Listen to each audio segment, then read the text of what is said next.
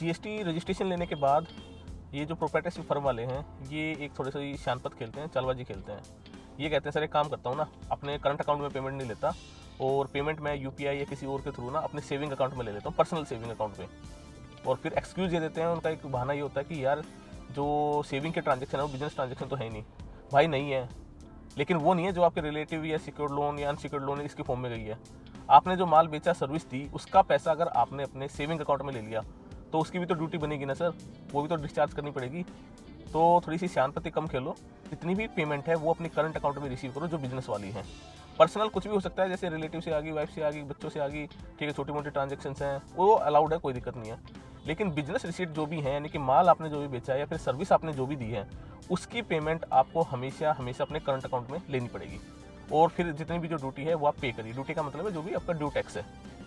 इतना और स्मार्ट मत बनिए, क्योंकि कल को आपकी असेसमेंट होती है, जब केस होता है, स्क्रूटनी होती है, तब आपको पता लगता है ऑफिसर आपकी सेविंग अकाउंट की भी स्टेटमेंट मांगेगा और वो आपसे पूछेगा भैया ये पेमेंट कहाँ से आई, तब आपके पास आंसर होगा ही नहीं, बल्कि उसके बदले जो टैक्स होगा ना वो भरना पड़ेगा।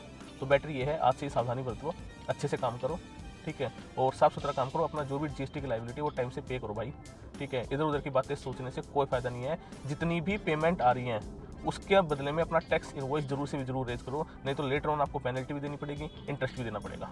और जीएसटी से रिलेटेड अगर और कोई भी डाउट है और कुछ एजुकेशन चाहिए, भैया नाचने गाने वाला सिस्टम नहीं है इस चैनल पे, तो सब्सक्राइब करिए, ठीक है। चैनल्स को देखते रहिए, वीडियोज़ को देखते रहिए। Thank you.